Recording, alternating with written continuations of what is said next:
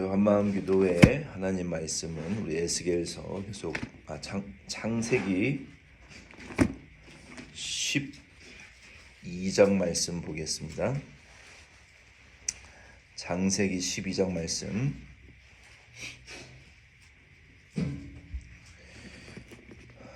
창세기 12장 1절에서 20절까지의 말씀은 아브라함의 소명과 축복에 대한 약속의 말씀입니다.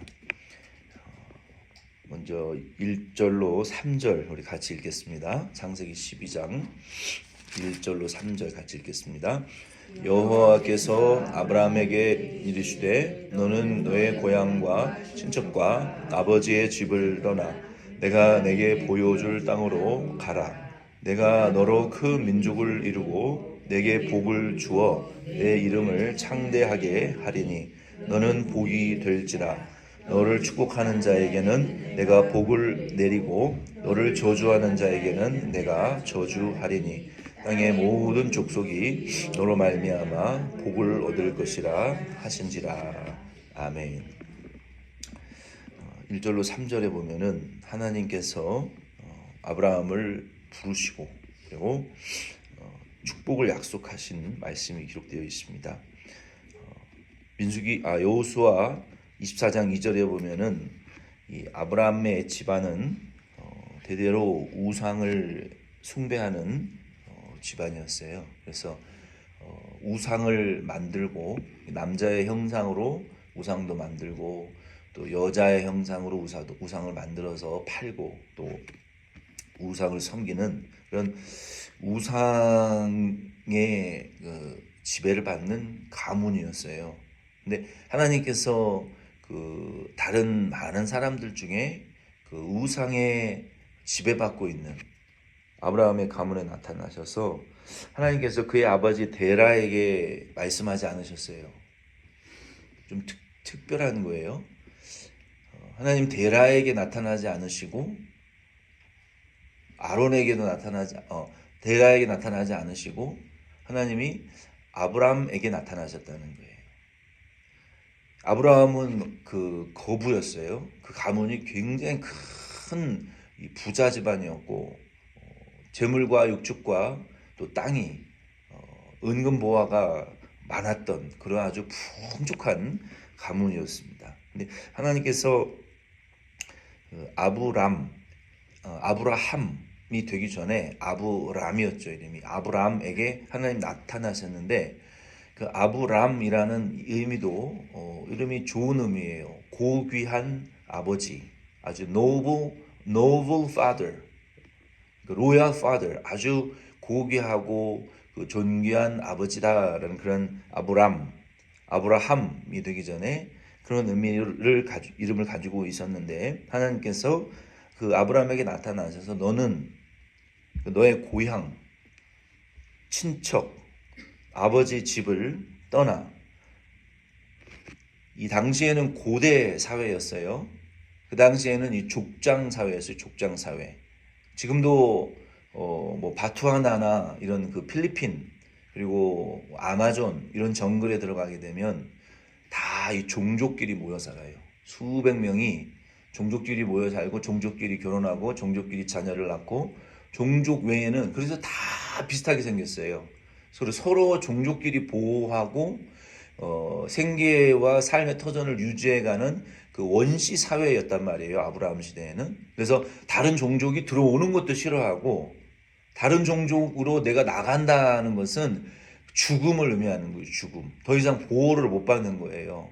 근데 하나님께서 그 원시 종족 시대를 살고 있는 아브라함에게 고향을 떠나라고 하는 것은 굉장한 충격적인 말씀인 거예요. 우리도 한 곳에서 정착하다 보면 우리가 이렇게 벌려놓는 일들이 있잖아요. 사람들과 관련되는 일들이 있어요. 우리가 10년, 20년 살다 보면 그 터전을 떠나기가 어려워요. 근데 그 원시 시대에는 지금보다도 몇백 배, 몇천 배 더 위험한 일이었어요.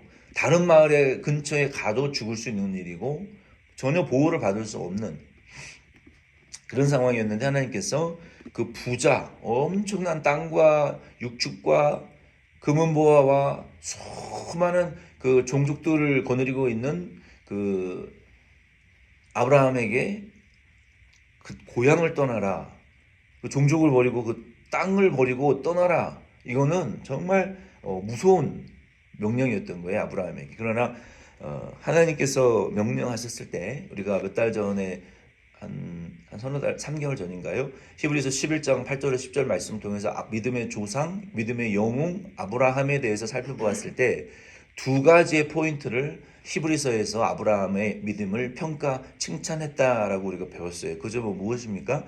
히브리서 8장 10절 말씀해 보면 하나님이 아브라함을 부르셨을 때, 아브라함이 어디로 가야 될지, 앞으로 어떻게 살아야 될지 미래가 막막했어요. 깜깜했단 말이에요. 근데 갈 바를 알지 못했지만 부르심을 받아 갔다. 이것이 아브라함의 믿음의 위대함이다. 히브리서 11장 8절은 평가하고 있어요. 그리고 두 번째는 아브라함이 그렇게 갈 바를 알지 못하고 나아갈 수 있었던 믿음은 하나님이 건축가이시고 하나님이 건설하실 것이다. 하나님이 우리에게 건설하실 것이고 건축하실 것이다 라는 건설가가 되셔서 어디 가든지 우리의 삶을 하나님이 건설하실 것이고 우리의 터전을 만들어낼 것이고 그리고 우리를 견고한 곳에 세워주실 것이라고 하는 그 하나님의 건설하심에 대한 계획하심에 대한 믿음이 있었다. 이 두 가지라는 거예요. 어떻게 해야 될지 몰랐지만 일단 움직였다는 거예요. 그리고 하나님이 계획하시고 하나님이 만들어 나가실 것이다 라는 이 두 가지를 믿었기 때문에 아브라함의 믿음이 위대하다라고 히브리서 11장 8절로 10절은 그렇게 평가를 받고 있는 거예요. 이것이 믿음이라는 거예요. 그러므로 저와 여러분도 어떻게 해야 되겠습니까? 하나님께서 우리를 부르실 때, 이 말씀은 우리에게도 지금 유효한데 하나님이 우리를 예배의 자리로 부르시고 하나님이 우리를 사명의 자리로 부르시고 하나님이 우리를 주의 말씀 순종하는 자리로 우리를 부르실 때가 있어요. 하나님이 우리에게 감동 주실 때가 있어요. 하나님께서 기도의 자리로 우리를 부르실 때가 있고 순종의 자리로, 헌신의 자리로, 하나님의 영광을 위한 자리로 우리를 부르실 때가 있어요.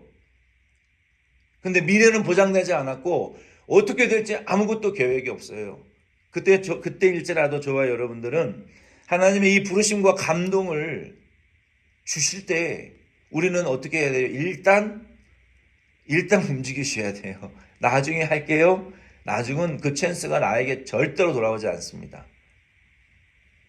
일단 주님이 우리에게 부르실 때 그걸 떠나야 돼요. 그 자리에서 일어나서 그 부르신 곳으로 가야 돼요. 그것이 믿음이고 그것이 축복이에요. 주님이 우리를 부르실 때, 하나님이 우리를 부르실 때 우리는 일단 떠나야 돼요. 그 다음에 어떻게 해야 됩니까? 떠나서 하나님의 부르심을 한 번 받고 죽을 때까지 안 받는 사람은 쓰임을 못 받는 사람이에요. 하나님의 부르심을 받고도 쓰임 못 받은 사람들이 많습니다. 성경에 보면. 근데 부르심을 받고 계속 쓰임을 받는 사람은 어떻게 했냐면 일단 하나님의 부르심이 있을 때 순종해요. 그리고 하나님, 제가 순종을 했는데 이거 어떻게 해야 될지 감당할 수가 없는데요. 어떻게 해야 됩니까? 또 물어봐야 돼요. 하나님께. 일단 믿음으로 순종하고 한 걸음 이동하면서 하나님께 여쭙고 하나님의 인도하심을 또 찾아야 돼요. 하나님, 이렇게 제가 두 발짝을 띄었는데 제 계획도 자원도 없네요. 그 다음 어떻게 해야 될까요? 어디로 가야 될까요? 그 다음 발자국을 또 물어보셔야 돼요. 하나님 부르심 받았다고 내 멋대로 오른쪽 왼쪽 마음대로 가는 것은 그게 부르심 받은 자의 태도가 아니고 부르심을 받으면 일단 부르심을 향해서 움직이고 그 다음부터 하나님 제가 한 발짝 움직였는데 다음 발자국은 어디로 뒤져야 될까요? 다음 스텝은 어딜까요? 이렇게 계속 물으셔야 된다는 거예요. 그냥 내 마음대로 가면 안 돼요.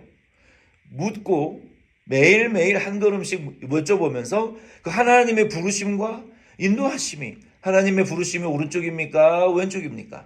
하나님의 부르심이 이 도시에 있습니까? 저 도시에 있습니까? 이 사람에게 있습니까? 저 사람에게 있습니까? 이 일입니까? 저 일입니까? 이렇게 하나님에게 여쭙고 한 걸음 한 걸음 내디디면 그게 믿음의 발걸음이 된다는 거예요. 하나님께서 우리 발걸음을 몇십 년치를 여기 있다. 너는 앞으로 이렇게 될 거니까 요 가이드 매뉴얼대로 살아라. 그렇게 던져주시면 얼마나 좋겠어요. 그러면 우리가 벽에다가 쫙 붙여놓고 내년에는 이렇게 살고 그 다음에는 이렇게 하고 그 다음에는 이렇게 하고 그 다음에는 이렇게 이루어질 것이라고 탁탁탁 체크하면서 살면 얼마나 삶이 쉽습니까? 근데 하나님 절대로 성경에 보면 그렇게 안 하신다는 거예요. 그게 문제예요. 그게 하나님은 오늘 살아야 될 것까지만 주셔요. 보니까 길어봤자 2, 3일 뭐 몇십 년치 될 일을 알려주시지 않아요. 당장 앞으로 코앞에 닥친 일들에 대한 답만 주세요. 그리고 지혜를 주세요. 그래서 우리가 요만큼 가면 응답하시고 또 그 다음 단계에서 요만큼 가게 하시고 또 가게 하시고 이렇게 인도를 하시지 몇십 년치를 그냥 쫙 끌어당겨서 인도하시는 하나님은 아니더라고요. 성경에도 그렇게 기록되어 있지 않아요. 그때그때 필요한 은혜를 주신다. 그래서 구약 성경에 보면 때를 따라 은혜를 베푸셨던 하나님이에요. 하나님께서 구약 교회를 어떻게 인도하셨습니까? 만나를 40년치를 한꺼번에 내려 주셨으면 참 좋죠. 매일 새벽 해 뜨기 전에 지면에 얇게 깔리고 해가 뜨면 썩어버렸어요. 안식일만 이틀 걸 주셨는데 어떤 이 잔머리 돌리는 사람들이 많이 쌓아놓고 그 다음날 만나를 매출하기를 거들어 나가기 귀찮으니까 아침 일찍 쌓아놨는데 썩어버리고 아침에 안 나간 사람들은 그날 양식을 못 먹었단 말이에요. 하나님이 우리를 인도하시는 방식이 매일매일 요 문제 해결되면 또 기도하게 하시고 또 다음 문제로 인도하시고 그 다음 문제 해결되면 또 기도하고 해결되시고 그 다음 걸 기도 안 하면 요 문제에서 평생 썩어서 발전을 못 한다는 거예요. 한 번 부르심 받고 끝나는 사람은 발전이 없어요. 제가 한국에서 있을 때 필리핀의 의료선교의 팀장을 맡아서 의료선교를 나갔었어요. 근데 마지막 날에 이제 다 끝나고 일주일 동안 환자를 어마어마하게 의사들이 환자를 봐요. 그리고 쌀 한 푸대씩을 나눠줬거든요. 여기 10kg짜리인가 5kg짜리인가? 그거 받겠다고 4시간, 5시간 걸어와가지고 나 밤 10시에 도착했는데 왜 안 주냐고 담장 넘어와가지고 쌀 달라고 정말 무서워요. 그 사람들. 선교사님들은 이제 그 사람들 주면 안 된다고. 규칙을 안 지키면 안 된다고. 그래서 필리핀 사람들이 규칙을 안 지켜요. 그 필리핀 선교사님이 이제 마지막 날 이제 우리가 이런저런 같은 이제 대화를 나누면서 하시는 말씀이 내가 선교 나오기 전에 하나님의 소명도 받았고 은혜도 받았는데 지금 설교 준비하는 게 너무 어렵고 은혜 받은 지가 언제인지 기억도 안 나고 하나님의 성령 충만 받은 것도 기억이 안 난다고. 너무나 자기는 모든 게 안정됐어요. 선교센터도 지었고 학교도 지었고 몇만 평의 땅도 있고 다 자녀들 미국으로 유학 보냈고 아주 안정적으로 목회 선교를 하고 있는데 제일 힘든 게 뭐냐? 매일매일 설교 준비하는 게 제일 힘든다는 거예요. 새벽 예배. 하나님의 은혜 받은 지가 언젠지도 모르겠다는 거예요. 솔직한 고백이죠. 우리가 한 번 부르심 받고 매일매일 하나님의 인도를 받지 않으면 그거 안 되는 거예요. 몇십 년째 은혜를 주시고 하나님이 은혜 줬으니까 너 마음대로 살아라. 신앙생활 잘해가라. 그렇게는 살 수가 없는 거예요. 하나님이 인도하시는 방식은 매일매일 기도해야 되고 매일매일 하나님의 말씀으로부터 내가 영적인 리소스를 영적인 충만과 충전을 받아야 되고 매일 하나님 내일은 어떻게 살아야 됩니까? 오늘은 하나님의 은혜로 간신히 버텼는데 내일 나를 버텨나갈 은혜를 달라고 기도하셔야 되고 내일 하나님의 뜻을 이루어 나가야 될 그 인도를 해달라고 우리가 기도해야 돼요. 매일매일 만나와 매출하기를 하나님이 인도하셨고 그들이 가나안 땅에 들어간 이후에도 그 땅은 사막이다, 모래 땅이다, 비를 흡수하는 땅이다. 그 땅은 골짜기와 산지가 다 사막이다. 비가 내리면 흡수해서 없어져 버리는 땅이다. 그러나 너희가 마음과 성품과 뜻을 다하여 여호와를 사랑하고 말씀을 순종하면 내가 때를 따라 비를 내려주겠다 하나님 약속하셨어요. 봄에는 봄비, 여름에는 여름비, 가을에는 가을비, 겨울에는 또 하루에 합당한 겨울비, 이른비, 늦은비, 필요할 때마다 필요한 은혜를 주시는 하나님이지 한꺼번에 몇십 년치를 한꺼번에 주시는 하나님은 아니라는 거예요. 하나님 왜 그렇게 우리를 다루십니까? 이유는 한 가지예요. 우리가 죄인이기 때문에 교만해지기 때문에 그래요. 충만하면 하나님 버리고 넘치면 하나님 의지 안 해요. 그래서 우리가 죄인이고 유혹받는 약한 존재인 것을 아시기 때문에 그 정도밖에 우리가 은혜를 여기 가지고 있을 수 없어요. 그래야 우리가 하나님 앞에 나아갈 수가 있기 때문에 하나님 그렇게 하실 수밖에 없는 거예요. 그래서 우리는 일단 하나님의 부르심을 받을 때 움직이시고 순종하셔야 돼요. 그리고 다음 걸음을 위하여 여쭤보셔야 돼요. 하나님 어떻게 해야 됩니까? 이것이 우리의 인생을 의의 길로 걸어가게 하는 아주 바른 방법이에요. 하나님께서 아브라함에게 너는 창대하게 될 것이고 복이 될 것이다. blessing itself. 복의 근원. 너는 앞으로 창대하게 될 것이고 복의 근원이 될 것이다. 어떻게 하면 나의 부르심을 따라가면 너는 창대하게 될 것이고 복 받을 것이다. 복이 될 것이다 라고 하나님이 뭐 기복신앙 그러는데 기독교는 기복신앙이에요. 그 기복이라는 것이 인간의 노력이나 이 세상에서 잘 먹고 세상에서만 형통하고 우리 식구들만 잘 먹고 잘 사는 그 기복이 아니라 영생에 대한 복이에요. 영생. 그 영생의 축복으로 말미암아 이 땅에서의 삶이 창대하고 번성하고 내가 하나님의 복으로 다른 사람을 축복하고 꾸어주고 나누어주고 머리가 되고 앞서고 뒤떨어져서나 앞서가고 나중됐으나 먼저 되고 꼬리가 되었으나 머리가 되어서 축복할 수 있는 그런 복이에요. 그 기복이 뭐가 어때서요? 그런 복 좀 제발 우리 교회와 저와 성도님들 풍성히 받아봤으면 좋겠습니다. 진짜. 받아보거나 기복신앙 그렇게 비평을 하세요. 받아보지도 못한 사람들이 기독교가 제발 좀 받아보시고 그게 진짜 세상적인 기복인지 세상적인 복만을 말하는 것이 아니에요. 그거는 부스러기와 같은 은혜란 말이에요. 자연스러운 은혜예요. 연예인들이 돈 벌면 왜 기부합니까? 아이유가 또 얼마 전에 몇 억을 기부했더라고요. 여러 가지 이유가 있죠. 쓸 수 없을 만큼 풍족하니까. 그거 없어도 나는 만족하니까. 우리도 하나님의 나라의 풍성한 영생의 복을 받았기 때문에 그거 없어도 부족함이 없기 때문에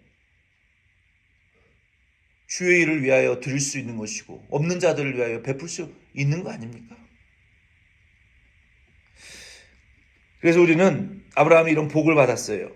하나님께서 4절 20절 말씀에 보면은 아브라함이 하나님의 말씀을 쫓아갔는데 4절에 보면 하나님 말씀을 쫓아갔다 그랬어요. 이게 참 위대한 거예요. 하나님 말씀을 쫓아가는 아브라함이었어요. 4절로 9절 말씀에 보면은 아브라함이 시간이 8시가 됐으니까 여기서 맞춰야 되겠습니다. 오늘 12장 맞추려고 그랬는데 4절로 9절은 다음 주에 하겠습니다. 그래서 저와 여러분들 오늘 1절로 3절 말씀을 통해서 우리가 하나님이 저희를 부르세요. 예배드려라. 뭐 세계를 뒤집어 놓으라 이런 거는 특별한 사람들만 하는 거고 난 잘 모르겠어요. 근데 오늘 저와 여러분에게 부르시면 예배드려라. 뭐 기도해라. 사명 감당해라. 네가 용서해라. 네가 예수의 십자가를 져라. 내가 너희 가족을 너에게 맡겼다. 가족들을 위해서 네가 울부짖고 통회해라. 그 영혼들을 네가 책임지고 구원시켜라. 뭐 이런 감동을 우리에게 주시잖아요. 그게 사명이에요. 그 하실 때 일단 순종부터 하세요.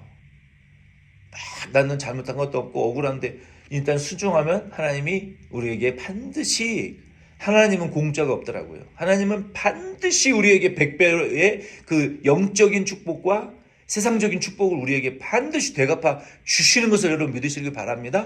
손해 보는 것 같아도 내가 손해 절대 안 보게 하세요, 하나님. 그리고 일단은 움직여서 그 다음에 대책이 없어요. 그 다음부터 하나님 다음 스텝을 인도해 주세요. 다음 계획을 알려주세요.